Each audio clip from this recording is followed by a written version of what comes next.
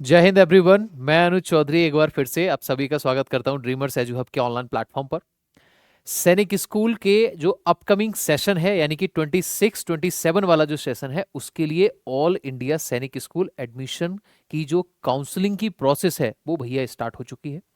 और बड़े अच्छे अच्छे शब्दों में एनटीए ने साफ बोल रखा है कि अगर कोई बच्चा काउंसलिंग के लिए रजिस्ट्रेशन करना भूल जाता है या अगर उसका काउंसलिंग की वेबसाइट पर रजिस्ट्रेशन नहीं होता है तो हम उसको किसी भी तरीके से कंसीडर नहीं करेंगे। वो फिर काउंसलिंग में हिस्सा नहीं ले सकता, चाहे वो ऑल इंडिया रैंक 1 लेके आए, चाहे वो क्वालिफाइड हो या ना हो, उसको किसी भी तरीके के एडमिशन में हिस्सा आपको नहीं मिलने वाला। तो आज के इस सेशन में तीन चीजें बहुत इंपॉर्टेंट होने वाली हैं। सबसे पहले तो यह है कि आपको काउंसलिंग की वेबसाइट पर रजिस्ट्रेशन करना कैसे है वो मैं आपको बताऊंगा। दूसरा यह है कि आप क्या क्या चीजें चेंज कर सकते हैं। मान लो जब आप सैनिक स्कूल का फॉर्म फिल कर रहे थे तब आपने बाय मिस्टेक आपकी जो कैटेगरी है वो जनरल की जगह ओबीसी की या ओबीसी की जगह डिफेंस आपने बाय मिस्टेक फिल कर दिया, या बाय मिस्टेक बॉय का गर्ल हो गया, गर्ल का बॉय हो गया, या बाय मिस्टेक आपने आपका जो डोमिसिल है वो आपने उत्तराखंड की बजाय गलती से आपने गुजरात चूज कर लिया। तो आप किन किन चीजों को अभी ठीक कर सकते हैं और कैसे ठीक करने हैं और रजिस्ट्रेशन की लास्ट डेट कब है, इन सभी बातों पर हम यहां पे करने वाले हैं। सबसे पहले तो यह है कि सर ठीक है, चलो ये बात क्लियर है। अब बात आती है कि रजिस्ट्रेशन करना कैसे है। तो आपको मैं फिर बता रहा हूं, अगर कोई बच्चा रजिस्ट्रेशन नहीं करता है तो वो काउंसलिंग में हिस्सा नहीं ले सकता, उसको एडमिशन उसका नहीं होगा। देखो आपको क्या करना है, आपको गूगल पर टाइप करना है AISSAC 2026। वैसे वेबसाइट तो आपकी ये है pisa.ncog.gov.in, सैनिक स्कूल काउंसलिंग। ठीक है। अब इसको अगर आप टाइप नहीं भी करते हैं तो आप गूगल पे टाइप कर लीजिए AISSAC 2026। इसका मतलब है ऑल इंडिया सैनिक स्कूल एडमिशन काउंसलिंग। जैसे ही आप इसको टाइप करेंगे तो जो पहला ऑप्शन आए आप उसको क्लिक कर देना।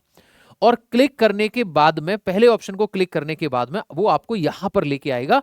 ये है काउंसलिंग की ऑफिशियल वेबसाइट इस साल की। हर साल वो डेट चेंज हो जाती है। अब आपको देखना है कि सर काउंसलिंग प्रोसेस या काउंसलिंग स्कूल में अगर आप देखते हैं तो अगर मैं देखता हूं ना कि काउंसलिंग प्रोसेस क्या है, सर कब से स्टार्ट हुआ है, इसकी लास्ट डेट क्या है, कैसे आपको यहाँ पे रजिस्ट्रेशन करना है, वो सारी चीजें मैं आपको यहाँ पे बताने वाला हूँ। तो इसको मैं एक बार बता देता हूँ। अब यहाँ पे जो काउंसलिंग प्रोसेस वाला ऑप्शन है ना, आपको काउंसलिंग प्रोसेस वाले ऑप्शन ऑप्शन में काउंसलिंग शेड्यूल को चूज करना है। जब आप काउंसलिंग शेड्यूल चूज करते हैं तो यहां आपको यह देखने को पता लगेगा कि काउंसलिंग की वेबसाइट पर जो रजिस्ट्रेशन करने की लास्ट डेट है वो है 21 फरवरी को रात को 10 बजे तक। आपके पास अभी अभी बहुत सारा समय है, आपके पास अराउंड 25-30 डेज हैं। अब 25 डेज में आपको आराम से थोड़ी देर का समय है, लेकिन ये है बहुत जरूरी।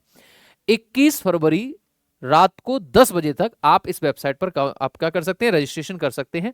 अब भैया आते हैं रजिस्ट्रेशन करना कैसे है, तो एक काम करते हैं सर, सबसे पहले क्या करते हैं, हम होम पर चलते हैं। एक बार दोबारा से आप होम पर आ गए, यहां आपने देखा न्यू रजिस्ट्रेशन, तो आपको क्या करना है, न्यू रजिस्ट्रेशन पर टाइप करना है। लेकिन ध्यान रखना, जब आप रजिस्ट्रेशन करोगे तो उस समय आपके पास आपका एडमिट कार्ड होना चाहिए, क्योंकि रजिस्ट्रेशन करने के लिए आपको एप्लीकेशन नंबर की जरूरत पड़ेगी।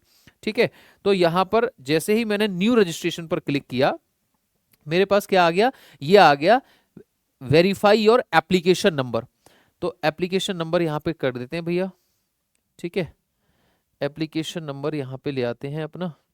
इसमें आपको अपना एप्लीकेशन नंबर टाइप करना है। ठीक है, चलो एप्लीकेशन नंबर ये पुराने किसी बच्चे का है लास्ट ईयर का, इसको हटा देते हैं।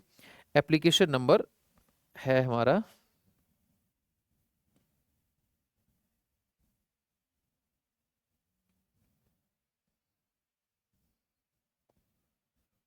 ये देखो एप्लीकेशन नंबर डाल दिया और मैंने कर दिया वेरीफाई।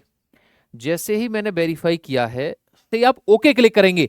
अब आपको यहां पर एक ओटीपी का ऑप्शन आएगा कि भैया ये एप्लीकेशन नंबर है, ये आपकी मेल आईडी है, ये आपका फोन नंबर है और इस पर आपको ओटीपी सेंड करना है।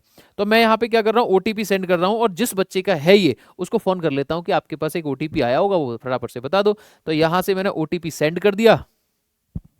चलिए ये हो गया जी भैया ओटीपी सेंड। अब ओटीपी आते हैं, ओटीपी पूछ लिया मैंने, ओटीपी वेरीफाइड कर लिया, उनसे फोन करके पूछ लिया, ओटीपी वेरीफाइड हो गया।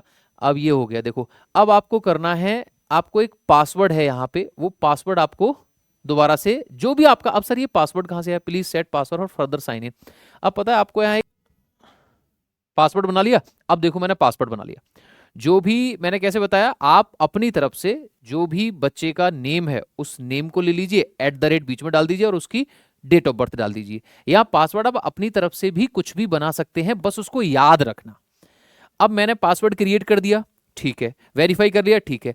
अब मुझे क्या करना है, अब मुझे दोबारा से AISSAC की वेबसाइट के होम पेज पे जाना है। क्यों सर, हमने रजिस्ट्रेशन तो कर दिया।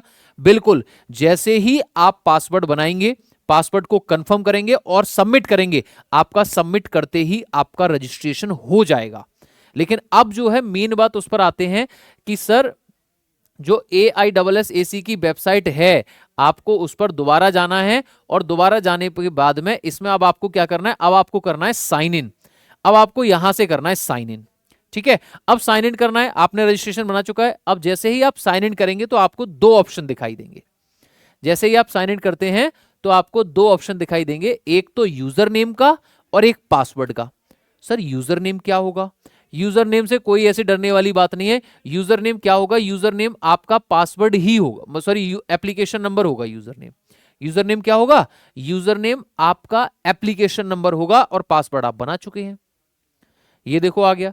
यूजर नेम क्या है? आपका एप्लीकेशन नंबर है। मैंने जो अभी अभी पासवर्ड बनाया था और जो एप्लीकेशन नंबर है मैंने उसको डेटा को सेव किया था। ये देखो, ये यूजर नेम क्या है? Application number.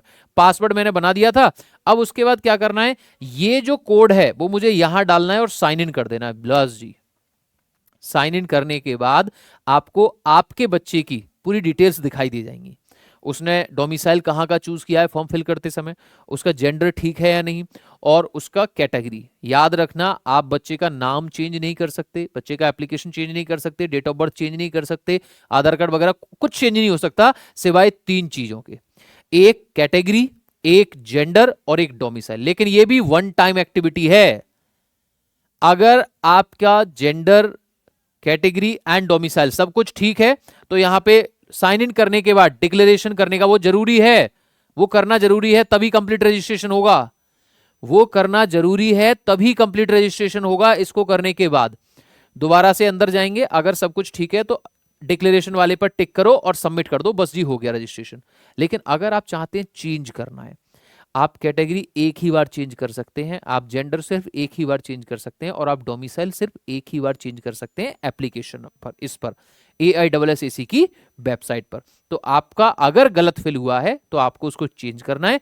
चेंज करने के बाद आपने क्या करना है, वो आई डिक्लेयर वाला राइट टिक कर देना है बॉक्स में और फिर आपको कर देना है सबमिट। सबमिट करते ही आपकी रजिस्ट्रेशन की जो प्रक्रिया है वो पूरी हो जाएगी। ठीक है, दोबारा बता रहा हूं, ये 21 फरवरी को रात के 10 बजे तक ही आप कर सकते हैं, बट इसको आप समय रहते कर लीजिए, क्यों उसको लेट करना वैसे ही फालतू में। ठीक है, और रजिस्ट्रेशन करना जरूरी है। रजिस्ट्रेशन नहीं हुआ तो बाद में उसका कुछ नहीं होगा, उन बच्चों का कुछ नहीं हो सकता। किसी भी तरीके की इस प्रोसेस में आपको कोई समस्या आती है तो आप कमेंट बॉक्स में भी हमसे पूछ सकते हैं। आज का सेशन हम यहीं स्टॉप करेंगे। जय हिंद, थैंक यू।